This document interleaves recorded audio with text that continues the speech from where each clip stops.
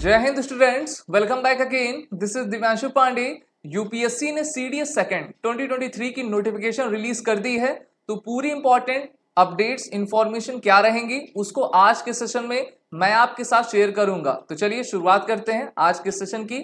UPSC यानी कि union public service commission, जो कि साल में 2 बार सीडीएससी का एग्जाम कंडक्ट करवाता है, उन्होंने 17 मई को सीडीएस सेकंड 2023 की नोटिफिकेशन रिलीज कर दी है, जिसमें जितने भी हमारे ग्रेजुएट्स मेल और फीमेल कैंडिडेट्स हैं इस बार के सीडीएस 23 की नोटिफिकेशन के लिए एलिजिबल रहेंगे, अगर वो दिए गए क्राइटेरिया को आपका एलिजिबल हैं, उसको फुलफिल किया करते हैं। तो देखिए, इस बार के सीडीएस से आप सभी डिफेंस एस्पिरेंट अपने ओटीए, आईएमए, एएफएम में जाकर अपनी ट्रेनिंग कंप्लीट करेंगे और उसके लिए आपको सबसे पहले यूपीएससी के द्वारा डिक्लेयर की गई एलिजिबिलिटीज को फुलफिल करना पड़ेगा। जैसे कि अगर हम सबसे पहले डीओबी, डेट ऑफ बर्थ की बात करें, तो जो एस्पिरेंट्स आईएमए में जाना चाहते हैं उनकी एज लिमिट 19 to 24 ईयर्स होनी चाहिए और इस बार के सीडीएस सेकंड 23 का फॉर्म वही अप्लाई कर पाएंगे जिनकी birth of date not earlier than 2 July 2002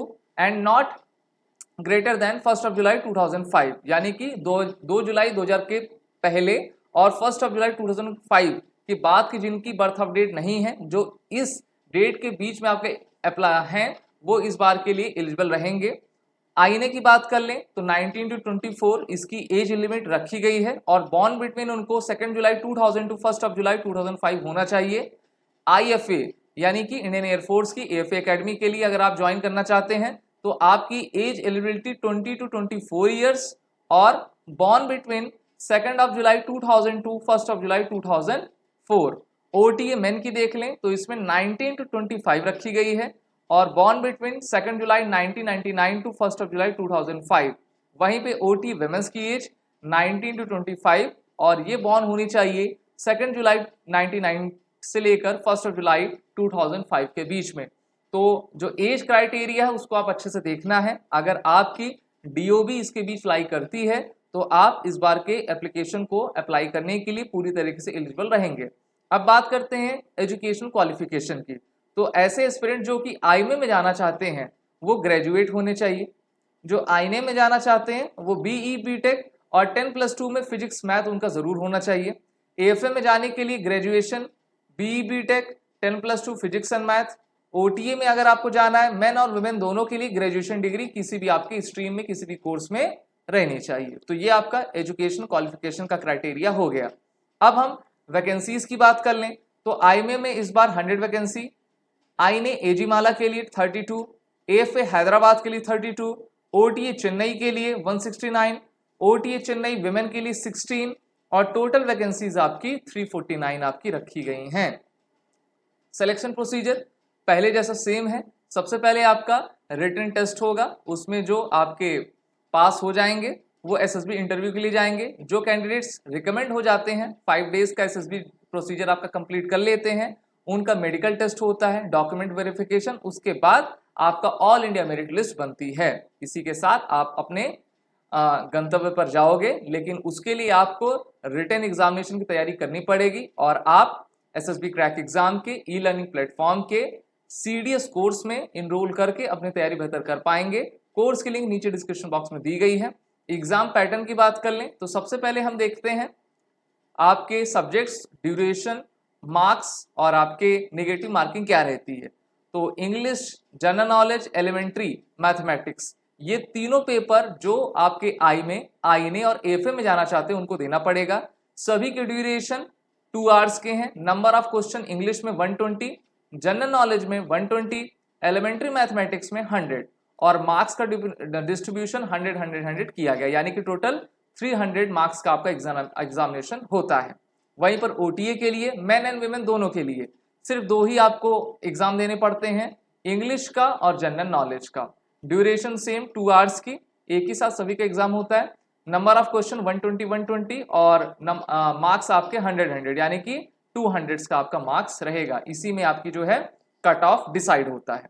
अब चलिए नेगेटिव मार्किंग की बात कर लें तो इंग्लिश और आपका जनरल नॉलेज में 0.83 करेक्ट आंसर के लिए दिया जाता है। वहीं इनकरेक्ट आप अगर आप करते हो तो 0.27 रॉन्ग आंसर के लिए डिडक्ट कर लिया जाएगा। वहीं पे एलिमेंट्री मैथमेटिक्स के लिए हर एक करेक्ट क्वेश्चन के लिए 1 मार्क्स और निगेटिव आंसर के लिए 0.33 मार्क्स आपके डिडक्ट कर लिए जाएंगे। तो जो आपके टोटल नंबर ऑफ क्वेश्चंस हैं आई में AFA आईने वालों के लिए 340 हैं, वहीं OTA वालों के लिए 200 का आपका रहा करता है।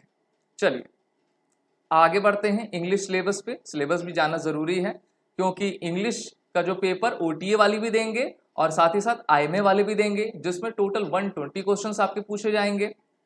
Spotting of errors, antonym, synonym, vocabulary जिसमें idiom phrase, sentence improvement, sentence completion, filling the blanks, cloze test, ordering of words and sentences, comprehension, active passive voice, reported speech, one word substitution, part of speech, spelling, transformation, preposition and determinants, completion of sentence, word meaning, usage of paired words। तो ये आपका English का है। GK GS देख लें तो physics, chemistry, math, bio, Indian polity, history, geography, economics के question काफी पूछे जाते हैं।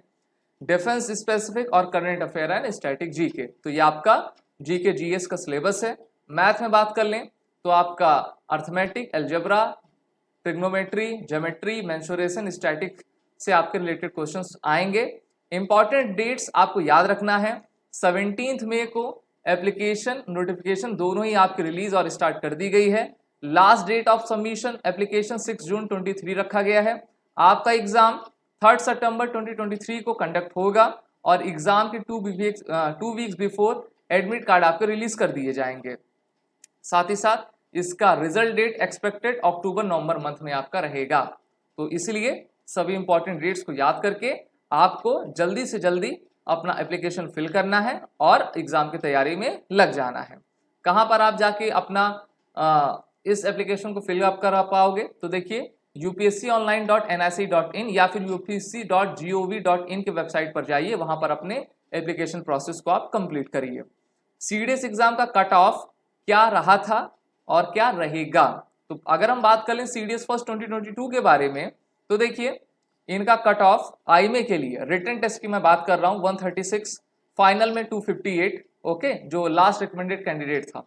आईने में 128, फाइनल में 256, AFA 147, final 269, OTA men 100, final exam 181, OT women 100 और final exam 184। Subject to a minimum 20% marks in each paper. जितने भी आपके 3 या फिर 2 पेपर में आप दे रहे हो, सब सब्जेक्ट में 20% तो होना चाहिए, तभी आपको रिकॉग्नाइज किया जाएगा, नहीं तो नहीं। और कट ऑफ में भी आपको आना है। एक्सपेक्टेड कट ऑफ क्या हो सकता है, तो चलिए हम बता रहे हैं आपको। आईमे में के लिए रिटन एग्जाम में आपको 140 to 150, 300 का टोटल आपका रहता है, तो 140 से 150 के बीच में। फाइनल कट ऑफ आपका 245 to 254। आईने 120 to 130, final cut off 232 to 252। AFA 150 to 160, final 266 to 272। OTA main में 100 to 110, फाइनल कट ऑफ में 164 to 170। ओटीए विमेन में 100 to 110 और फाइनल कट ऑफ में 162 to 172। तो ये आपका सीडीएस सेकंड 23 का कट ऑफ रहेगा। आप सभी डिफेंस एस्पिरेंट अपने रिटन कोर्सेज की तैयारी, रिटन एग्जाम की तैयारी हमारे रिटन कोर्सेज में जुड़कर कर सकते हैं। कोर्स की लिंक नीचे डिस्क्रिप्शन बॉक्स में दी गई है। समय कम है और आप हमारे एक्सपर्ट फैकल्टी के साथ जुड़कर ऑनलाइन क्लासेस के थ्रू, वीडियो लेक्चर्स के थ्रू और स्टडी मटेरियल्स के थ्रू अपनी तैयारी बेहतर करें, जिससे कि आप अपने आने वाले एग्जाम में अच्छे से अच्छा स्कोर कर पाएं। वॉरी 10 कोड का यूज करें, जिससे कि आपको 10% का फ्लैट डिस्काउंट भी मिल जाएगा और आप घर बैठे अफोर्डेबल प्राइस में qualitative education SSB crack exam के ई लर्निंग प्लेटफॉर्म पर आप ले पाएंगे। जय हिंद। अगर आप एक डिफेंस एस्पिरेंट हैं और SSB interview, NDA, CDS, AFCAT जैसे एग्जाम्स के लिए प्रिपेयर कर रहे हैं, तो आप एसएसबी क्रैक एग्जाम्स के कोर्स को चेक करना ना भूलें। आप हमारी लर्निंग एप्लीकेशन को गूगल प्ले स्टोर से भी डाउनलोड कर सकते हैं।